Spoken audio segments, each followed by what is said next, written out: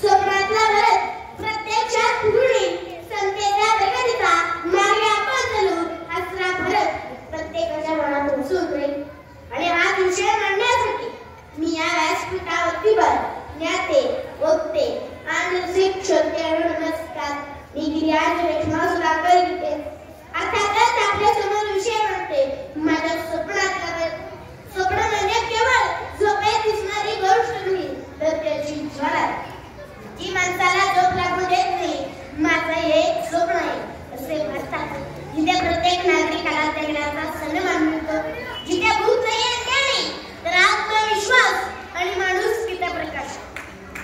जिथे शेतकरी आत्महत्येचा विचार करत नाही, तर आपल्या शेतात सोनं पिकवून अभिमानाने जगतो. जिथे उद्योग फक्त नफा मोजत नाही, तर समाजाचं ऋण फेडतो.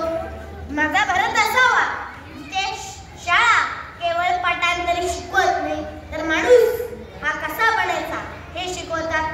विद्यार्थी कोणासाठी नव्हे, तर कर्तृत्वासाठी ते करतात. शिक्षकाचा सन्मान पुन्हा त्या जुन्या काळासारखा सर्वोच्च स्थानावर असेल. शाळांमधून अब्दुल कलाम, बाबा आमटे आणि सावित्रीबाई फुले करतील शिक्षण हे राष्ट्र निर्मितीचं खरं अस्त्र आहे. माझा भारत असावा जिथे स्त्रीला रात्री रस्त्यावर चालताना भीती वाटत नाही. तिच्या डोळ्यात स्वप्न असतं, त्या स्वप्नांना उडण्यासाठी आकाशही खुलं असतं. ती केवळ घराची नाही, तर राष्ट्राच्या विकासाची समान भागीदार असते. जो देश आपल्या स्त्रीचा सन्मान करतो तोच विकसित होतो.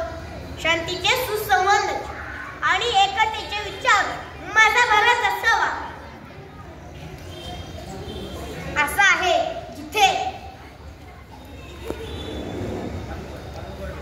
पानुगड